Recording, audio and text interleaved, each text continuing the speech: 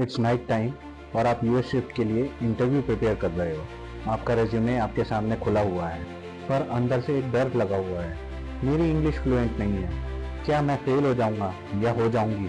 दोस्तों, सच ये है कि यूएस स्टाफिंग में इंग्लिश मैंडेटरी है। बिना इंग्लिश के आप क्लाइंट मेल्स, कैंडिडेट कॉल्स और इंटरव्यूज हैंडल नहीं कर सकते। पर दोस्तों, गुड न्यूज़ ये है, आपको परफेक्ट ग्रामर या अमेरिकन एक्सेंट की ज़रूरत नहीं है। जो चाहिए वो है क्लियर रिक्रूटर इंग्लिश, कॉन्फिडेंस और स्टाफिंग प्रोसेस की समझ। आज इस वीडियो में मैं आपको वो हैक्स दूंगा जिससे आप फ्रेशर होते हुए भी यूएस स्टाफिंग रिक्रूटर का इंटरव्यू क्रैक कर लोगे और अपनी इंग्लिश भी इम्प्रूव कर सकते हो। नमस्कार दोस्तों, मेरा नाम है मयंक। मैं हूँ अकाउंट मैनेजर एक यूएस स्टाफिंग फर्म नोएडा में।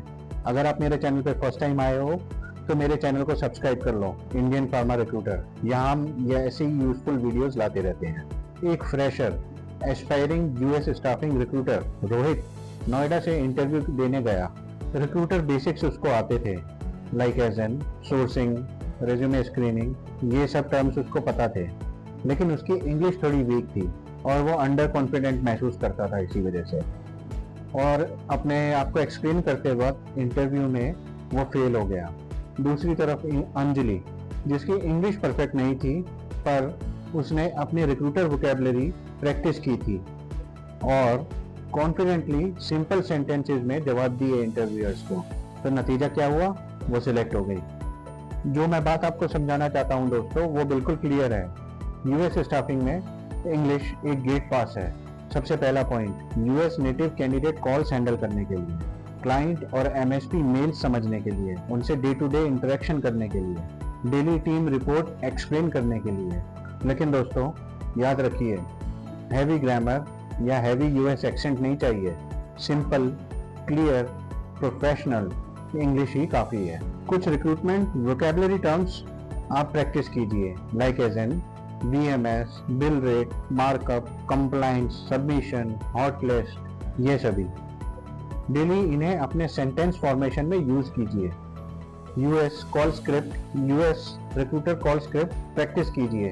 मैं इस वीडियो के डिस्क्रिप्शन में अपनी call script, US call script का लिंक डाल दूंगा, जिसे आप फॉलो करके प्रैक्टिस कर सकते हैं। उसको डेली सुनिए, लाइन बाय लाइन रिपीट कीजिए। एक्सेंट कॉपी नहीं करना, लेकिन क्लैरिटी कॉपी करो। रीड रेज्यूमे अलाउड, रोज एक यूएस कैंडिडेट का रेज्यूमे लाउडली रीड करो। कैंडिडेट समरी बोलने की प्रैक्टिस करो, जैसे कि as an you are explaining it to your manager. Mock interviews practice करो। अपने फ्रेंड, सिबलिंग या अपने मेंटर के साथ रिक्रूटर क्वेश्चंस प्रैक्टिस करो। कौन से रिक्रूटर क्वेश्चंस, वो मैं बताता हूँ आपको। Tell me about yourself, how will you handle a rejection, how will you handle a candidate submission rejection. Email writing practice करो दोस्तों। रोज एक क्लाइंट ईमेल लिखो। Attached is the candidate resume for your reference and perusal। अगर आप ये पांचों hacks 30 दिन तक फॉलो कर लोगे, it is for sure that your English will get improve. जरूर आपकी इंग्लिश इम्प्रूव हो जाएगी और आप यूएस स्टाफिंग का इंटरव्यू बिल्कुल क्लियर कर लोगे। अब समझते हैं कि यूएस स्टाफिंग में टिपिकली कौन से रोल्स पे इंडियन रिक्रूटर्स काम करते हैं।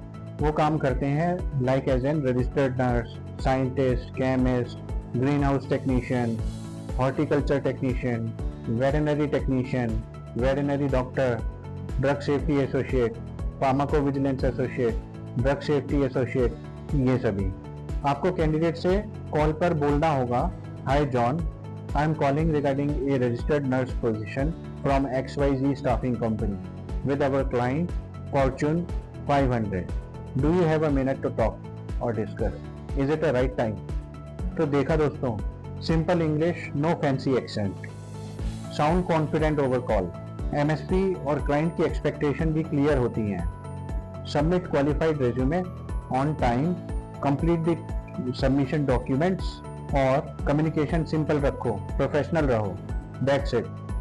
English help you sound reliable and recruitment ready. Recruiters point of view on rejections, VMS rejection, bill rate rejection, आइए समझते हैं। अब अगर आपसे कोई पूछता है what if your submission is rejected, तो एक बैड आंसर हो सकता है आई विल ट्राई अगेन। और वहीं एक गुड आंसर जो साउंड कर सकता है वो हो सकता है, I will check the reason for rejection, if it's compliance I will fix it, if it's a formatting error I will work upon it, if it's a rate issue I will renegotiate with the candidate, if it's a duplicate submission I will make sure that I replace that submission with another candidate. It's simple, clear, professional English दोस्तों। Bill rate rejection का example समझते हैं, आप इसको कैसे answer करोगे। Bill rate example, अगर MSP बोले आरएन जॉब का बिल रेट $65 एन आवर है और आपको $55 एन आवर पे कैंडिडेट मिला है, तो ये डिफरेंस आया और एमएसपी कोऑर्डिनेटर इसमें सोचेगा कि ये सस्ता कैंडिडेट क्यों दिया है आपने। क्लाइंट को क्लैरिटी होनी चाहिए, इसमें कोई फैंसी वर्ड नहीं यूज करने हैं आपको। एक्सक्लूजन्स भी एक्सप्लेन करना आना चाहिए, और वो कैसे आना चाहिए। Candidate was already submitted, I will check in BMS before resubmitting. याद रखिए दोस्तों, knowledge plus English clarity is equals to perfect recruitment impression. दोस्तों अब समझ लेते हैं इंटरव्यू क्रैक करने के लिए स्टार मेथड क्या होता है। तो दोस्तों स्टार का मतलब होता है सिचुएशन, प्रॉब्लम क्या था, प्रॉब्लम क्या आई थी। टी से होता है टास्क, आपका रोल क्या था उसमें। ए से आता है एक्शन, आपने क्या एक्शन लिया दोस्तों। आर से आता है रिजल्ट, क्या आउटकम आया उस प्रॉब्लम का। उदाहरण के लिए इस क्वेश्चन से समझते हैं, how do you handle if your candidate backs out. Answer पर स्टार मेथड क्या होना चाहिए, आइए वो समझ लेते हैं। लास्ट मंथ एक रजिस्टर्ड नर्स बैकआउट हुई before joining, that was awful, disappointing as well. T से मेरी रिस्पॉन्सिबिलिटी थी क्लाइंट का प्रोजेक्ट डिले ना होने पाए। ए से एक्शन क्या लिया, मैंने बैकअप कैंडिडेट्स को कॉल किए, क्लाइंट को ऑनेस्ट अपडेट दिया और न्यू प्रोफाइल सबमिट की बीएमएस पे। आर से तो इसका रिजल्ट और आउटकम क्या हुआ, क्लाइंट ने अप्रिशिएट किया और विद इन 3 डेज उस कैंडिडेट का इंटरव्यू लिया और उसे सिलेक्ट कर लिया। आज की डेट में वो कैंडिडेट प्रोजेक्ट पे ज्वाइन हो चुका है दोस्तों। स्ट्रक्चर्ड आंसर, सिंपल इंग्लिश और कॉन्फिडेंस, यही है की रिक्रूटमेंट में। स्टार मेथड से आपकी कहानी क्लियर होती है और इंटरव्यूअर को लगता है आप प्रोसेस रेडी हो दोस्तों, he is ready to hire you. अब बारी आती है फाइनल इंटरव्यू हैक्स की। आप एआई की मदद से अपने रेज्यूमे की समरी बना लो। समरी होनी चाहिए कम से कम 100 वर्ड्स की, और उस समरी को डेली प्रैक्टिस करो मिरर के सामने इंग्लिश में बोलने की। Hi, my name is Mayank, I am excited to start my career in US staffing, I understand US process recruitment terms like as in BMS, sourcing and submission process. दोस्तों जब हम English बोलते हैं तो आपको कोई भी फिलर वर्ड यूज नहीं करना, like as an fog horns, actually, you know. हम टीवी पे सेलिब्रिटीज को देखते रहते हैं, हम बहुत सारे इंटरव्यूज फॉलो करते हैं और सेलिब्रिटीज हमेशा ये फॉग हॉर्न्स यूज करते हैं और बहुत ही कूल लगते हैं हमको।